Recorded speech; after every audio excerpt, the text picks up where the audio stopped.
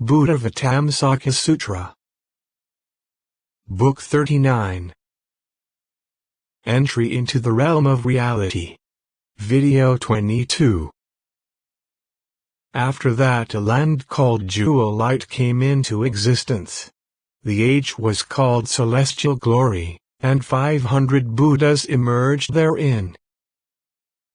The first Buddha was Light of the Lunar Sphere, second was Solar Lamp, third was Star Banner, fourth was Jewel Mountain, fifth was Flower Flame Ocean Lamp, sixth was Blazing Glory, seventh was Filled with Heavenly Glory, eighth was Shining King, ninth was Radiant Clarity, and 10th was King of Light of Universal Knowledge. Beginning with these 10, I served all those Buddhas, but I was still attached to body and mind, my intellect dwelling on what really has no abode. After that there was a world named Myriad Lights of the Lamp of Truth. The world was beautiful, the age was called Light of Brahma. The Buddhas in that world were numberless, and I served them on their retinues, and reverently heard the teachings of all those Buddhas. The first Buddha was Jewel Mountain, second was Ocean of Virtues, third was Clarity of the Cosmic Voice, fourth was Roar of the Ocean of Truth, fifth was Banner of Truth, sixth was Energy of Mystic Spells, seventh was Light of the Power of Truth, eighth was Space-like Awareness, ninth was Light of the Peak of the Polar Mountain of Flames of Truth, and 10th was Massive Radiance. Beginning with these 10, I served all those Buddhas, yet I did not awaken to the real nature whereby I could enter the ocean of Buddhas. After that was a Buddha named Sun Lamp Brilliance. The land was called Enlightened Mind, and there was an age there called Glory of Soma. Therein were 800 octillion Buddhas whom I served, with an endless variety of fine offerings. First was King of Celestial Musicians, second was Tree King, third was Polar Mountain of Virtue, fourth was Jewel Light, fifth was Array of Shining Lights, sixth was Radiance of the Ocean of Truth, seventh was Lord of the World, eighth was Blazing Glory, ninth was Virtuous, and 10th was King of Light of all laws. Beginning with these 10, I served all those Buddhas, yet still did not attain the knowledge to enter the ocean of truth. After that there was a pure land of indestructible energy, omnipotent cloud of light, arrayed with various adornments. Therein were many purified beings, mostly healthy, with few afflictions. In the age energy of the tranquil mind, 1,000 Buddhas came forth. The first was Diamond Navel, second was Bearer of Unattached Power, third was Reflection of the Cosmos, fourth was King of Light illumining all quarters, fifth was Energy of Compassion, sixth was Ocean of Vows, seventh was Lamp of the Sphere of Patience, eighth was Light of the Sphere of Truth, ninth was Array of Oceans of Light, 10th was King of Tranquil Light. Beginning with these 10, I served all those Buddhas, yet I did not awaken to the real nature which is space-alike, inherently pure, based on which I could carry on spiritual practices in all lands. Then there was a pleasant land called Radiance of a multitude of fragrant lamps, both defiled and pure, where there was an age called Good Possibility, in which 100 trillion Buddhas appeared, by whom it was adorned for 10 eons. I held in memory the teachings spoken by those guides. The first one was vast renown, second was King of Powerful Radiance of the Ocean of Truth, third was Sovereign of Truth, fourth was Voice of Virtue, fifth was Glory of Truth, sixth was Celestial Crown, seventh was Radiance of Energy of the Flame of Knowledge, eighth was Sound of the Sky, ninth was Lamp appearing everywhere, and 10th was Mind a light radiating from the brow. I served all those Buddhas, but did not purify the unhindered path. After that was a land called Supreme Mind, constructed of jewels, in fine arrays, well proportioned. In the age luminous there, 500 Buddhas emerged. I honored all those Buddhas seeking this liberation. Host of virtues was first, second was silent sound, third was oceanic glory, fourth was sun energy, fifth was mountain king, sixth was thunder on a polar mountain of distinctive marks, seventh was king of law, eighth was king of virtues, ninth was mountain of merit, and 10th was king of silent light.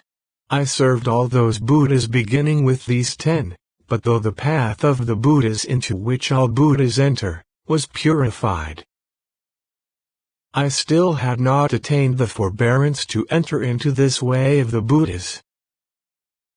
After that was a land of beautiful light called mind wreathed with silent sounds. That world was inhabited by purified beings with little affliction. In the age called delightful pleasure there were 800 octillion Buddhas. I attended and served them all and clarified the path of the Supreme Buddhas. The first Buddha was mass of flowers, second was ocean womb, third was mountain of being, fourth was crest of the Lord of Gods, fifth was jewel matrix, sixth was gold mountain, seventh was heap of gems, eighth was banner of justice, ninth was glory of speech, 10th was mind of knowledge. Beginning with these 10, I served all those Buddhas. After that was a land called lamp emblematic of beautiful creations.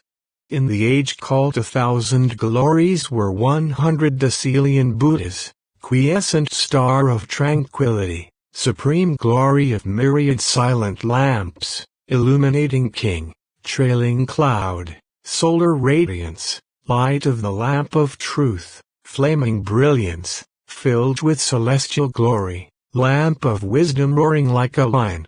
Beginning with these 10, I served all those Buddhas, but did not attain the forbearance to enter this ocean of wisdom. After that was a land called splendor of universal light, in an age called independent array, in which were 26 octillion Buddhas. First was mass of all virtues, then space-like mind, array of good capacities, thunder of the ocean of truths, voice of the cosmos, blissful light of myriad emanations, universal energy, sound born of the ocean of truths, mountainous lamp in an ocean of virtues. And the last of them I propitiated was paragon of virtue radiant as a jewel.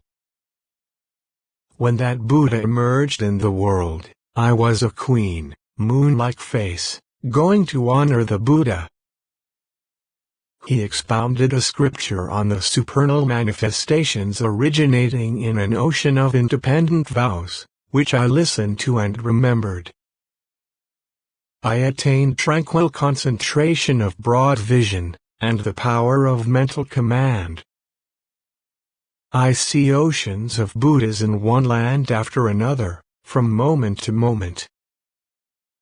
I have borne a cloud of universal light from the womb of compassion by means of kindness, a will for enlightenment as vast as space, with the measureless light of the powers of Buddhas.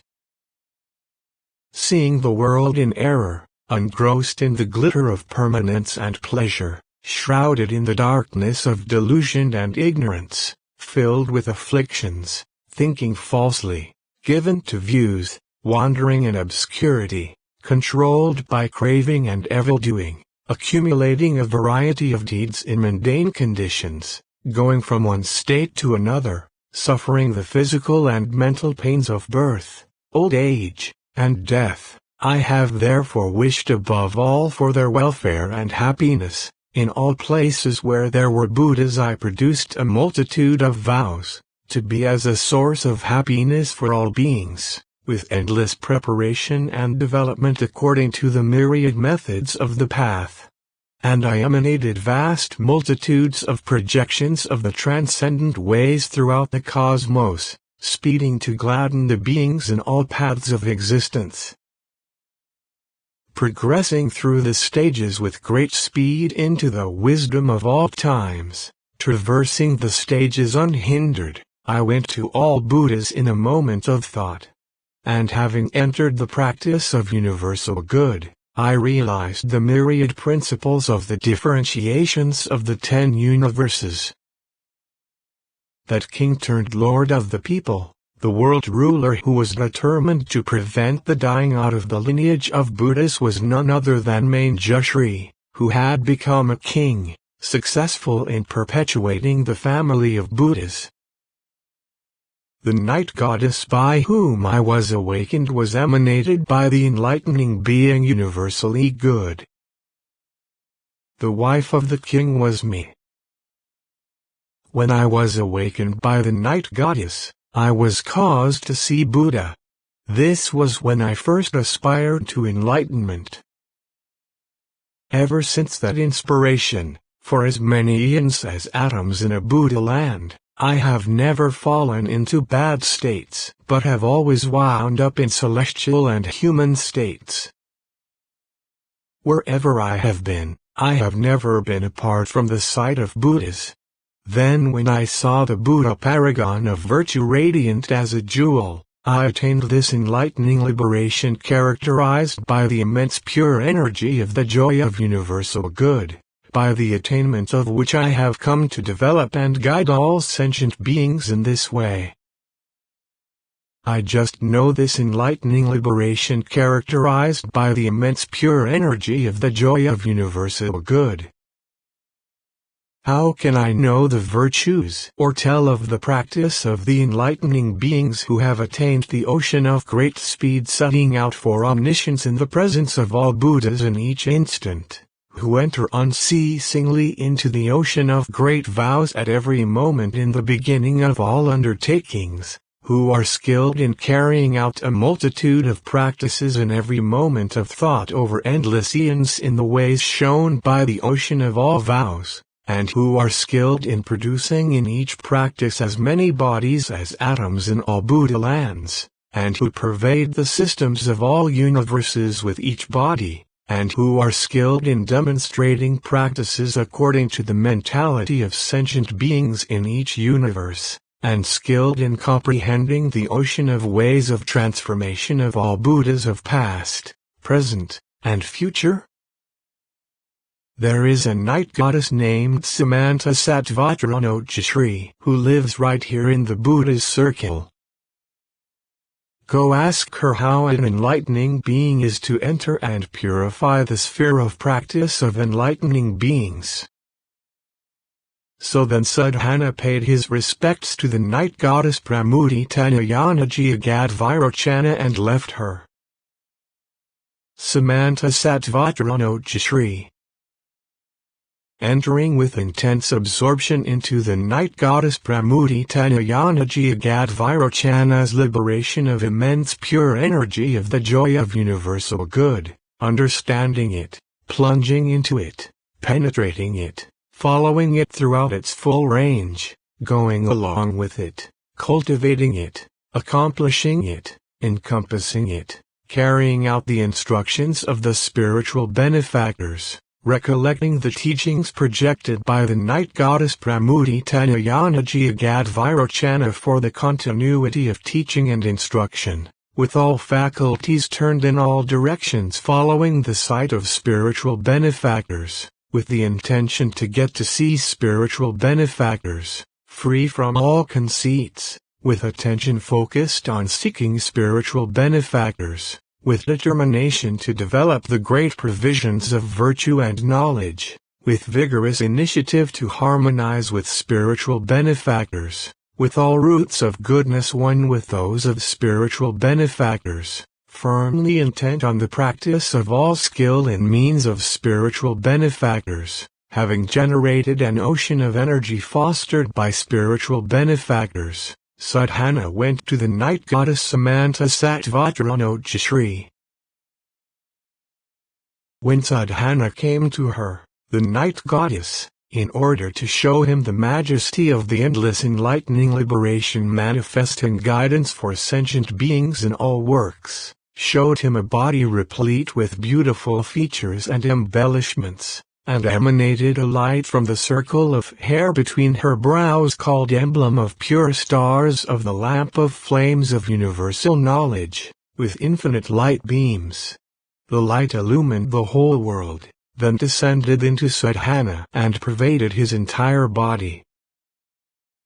As soon as Sadhana was touched by the light, he attained a concentration called sphere of ultimate dispassion, whereby he saw as many worlds as atoms in a Buddha land forming and dissolving in each particle of fire, water, earth, diamond, various jewels, flowers, perfumes, incenses, arrays of gems, and all objects in between the night goddess Pramuditanayanajyagadvirochana and the night goddess Samantasattvatranochashri.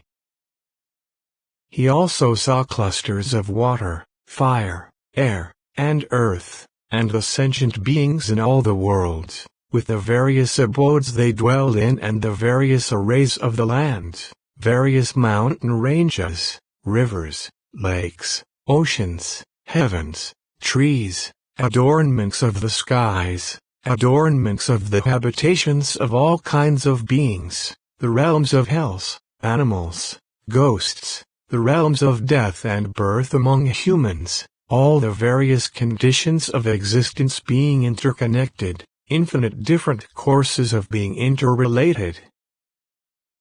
He also saw the difference in those worlds.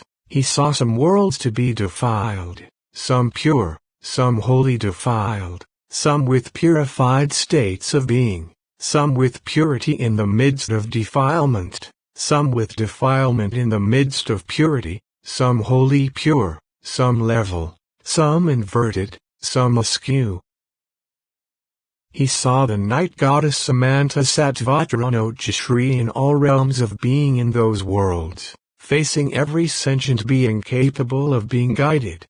By seeing all worlds together at once, he saw her standing, without division, before all sentient beings, adapting to their lifespans, their various spheres of belief, their physical forms, their conventions of verbal communication, and their mastery, in order to guide them to full development.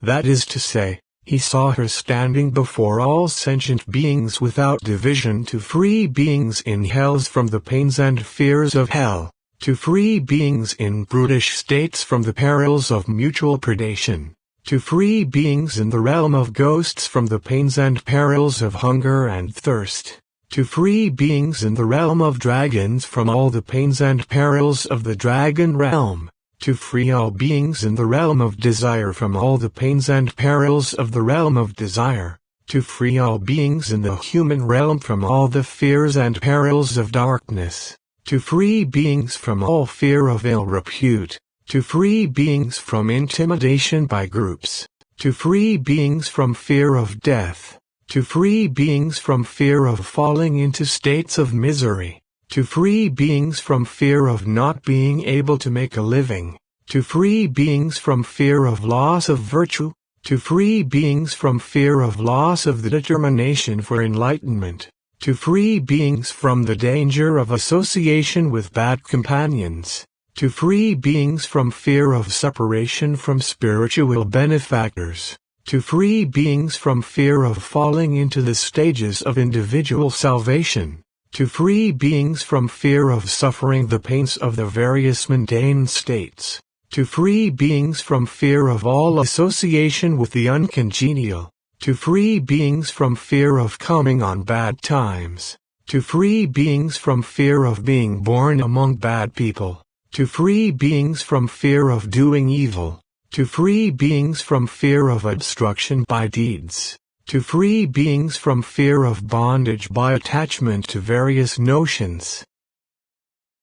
That is to say, he saw her confronting the purification of all lands by undertaking the vow to save all beings, whether corporeal or incorporeal, thinking, non-thinking, and neither thinking nor non-thinking, by the immense power of the vigorous exercise of the energy of concentration of enlightening beings, by exertion of the power of the great mystic knowledges of enlightening beings, by the power of execution of the vow to practice the conduct of universally good enlightening beings, by having generated the energy of the ocean of means of great compassion, to suffuse all beings with desireless universal love, to increase the energy of joy, which is the origin of happiness for all beings, to apply the knowledge of how to take care of all beings, by embodiment of the vast spiritual power of enlightening liberation.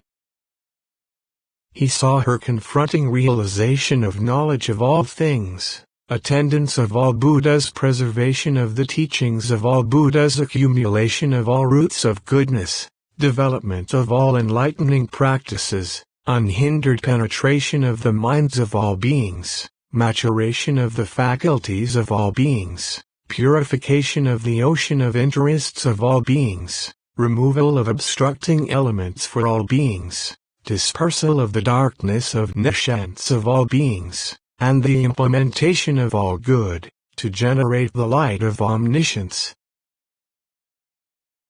Then Sadhana, having seen this inconceivable manifestation of the night goddess's enlightening liberation showing guidance for beings in all worlds, prostrated himself before her, enraptured.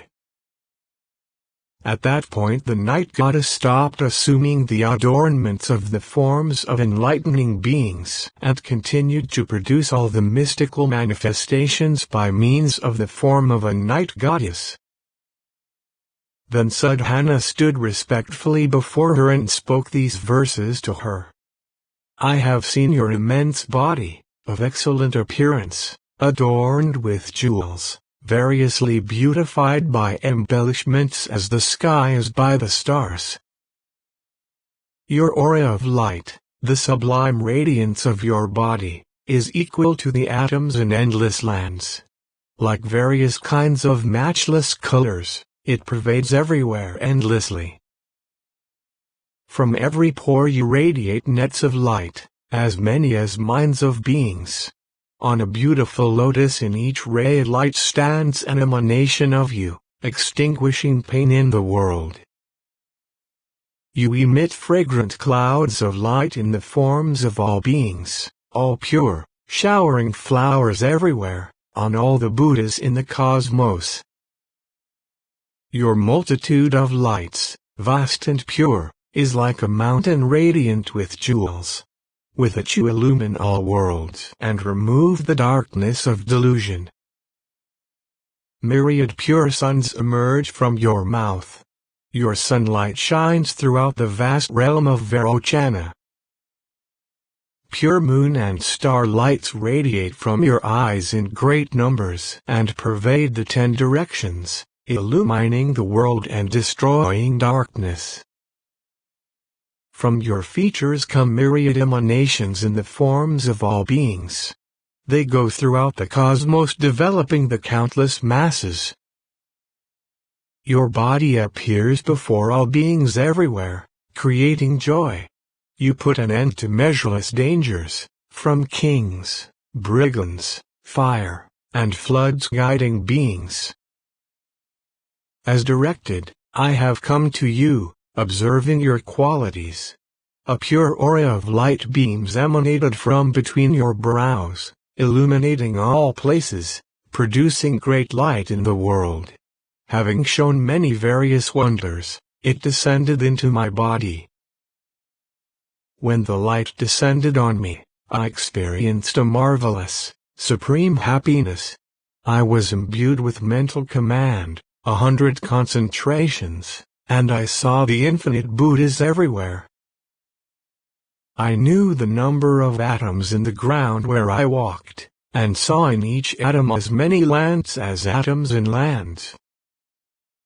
In an atom are hundreds of various mixed up, defiled lands, where the beings suffer pains and weep and wail. There are also many lands with purity amid defilement, where the happiness is little and the suffering much, where the compassionate Buddhas their disciples, and the self-enlightened gather. There are also lands with defilement amid purity, where many enlightening beings are assembled, beautiful lands graced with men and women, where the family of Buddhas abides. Oceans of lands, vast and pure, are in an atom, or an even plane, purified over long eons past by the action of Vairochana. In every land Buddhas appear at the enlightenment tree. Having attained enlightenment, they teach and guide the world. I see you in the vast realm of Vairochana, honoring all the infinite Buddhas. Then Sadhana said to the night goddess, "It is wonderful how deep your enlightening liberation is." What is this liberation called? How long ago did you attain it? How does an enlightening being practice so as to purify this liberation? She replied, "This state is hard for celestials, Buddhist disciples, and individual illuminates to arrive at." Why? Because this is the realm of enlightening beings who follow the commitment to the practice of universally good enlightening beings.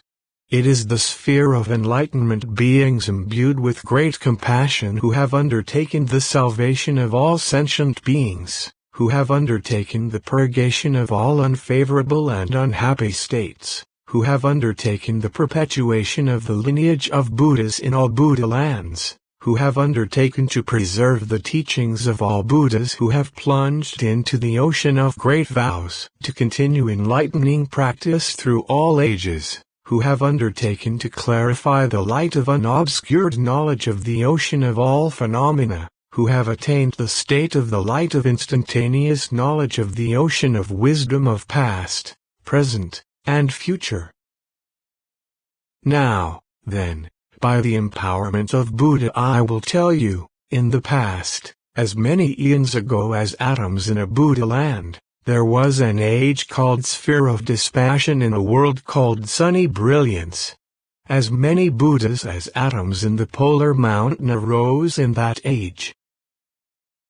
That world, furthermore, was arrayed with multitudes of all kinds of jewels and adorned with palaces and mansions made of diamond. Now, that world rested on an ocean of all kinds of jewels of pure light and was itself made of all kinds of fragrant jewels. It was perfectly round and pure, with some defilement. It was covered with canopies of all kinds of ornaments, and surrounded by 1,000 peripheral mountain ranges, circles of jewels in all arrays. It had millions of sets of 4 continents, some of which were inhabited by beings whose actions were defiled and beings whose actions were undefiled, some of which were inhabited by beings whose actions were a mixture of defilement and purity, some of which were inhabited by beings who were mostly pure with some defilement, beings of refined virtues, beings with little in them that is blameworthy, and some were inhabited by wholly pure enlightening beings.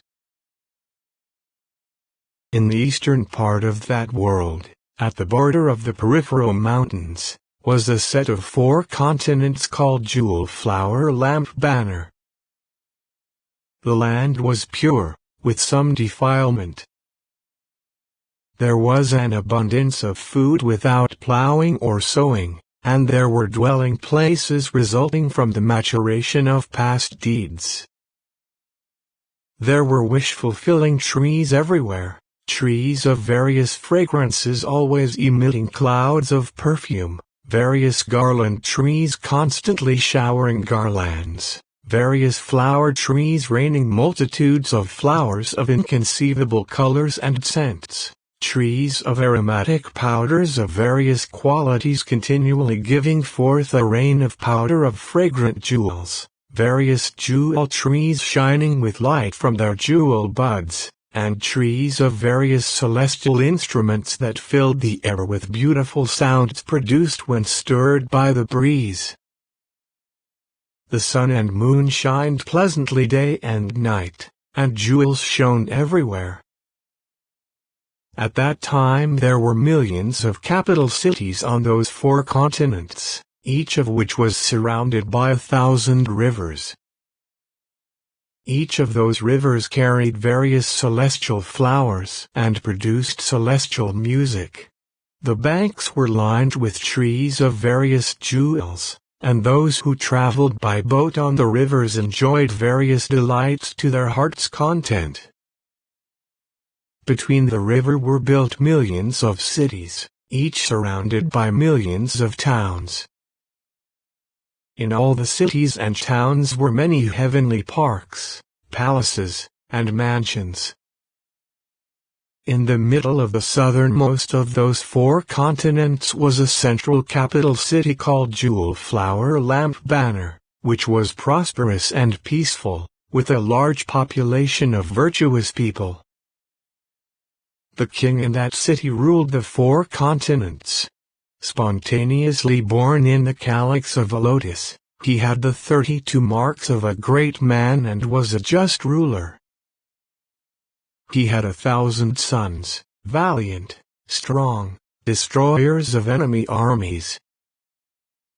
He also had millions of concubines who were products of the same virtues as was the king, carried out the same practices, and were noble-minded. They were as beautiful as goddesses, with golden complexions, celestial fragrances and auras of pure light emanating from their bodies. He also had millions of ministers, superlative advisors. The king also had a beautiful wife, whose aura constantly suffused 1,000 leagues all around her with multicolored light of celestial fragrance. That queen had a daughter by the king who was so beautiful that no one ever tired of looking at her. Just as no one was ever tired of the sight of the sovereign, in the same way no one was ever sated with the sight of the princess, except those sated with wisdom. At that time the lifespan of the beings in that world was measureless. There were none with fixed lifespans and no untimely deaths. Also at that time the variety of forms of sentient beings was known, as was the variety of their colors, voices, names, families, lifespans, physical sizes, abilities and strengths, agreeable and unpleasant affairs, and higher and lower inclinations. There, those with better appearances and more confidence, who were physically perfect and good-looking, proclaimed their superiority to others. And those with well-formed bodies looked down on all those with ill-formed bodies. Then, because of the evil of mutual contempt, they lost their span of life, physical appearance, strength, and happiness, all was lost. Continue to video 23.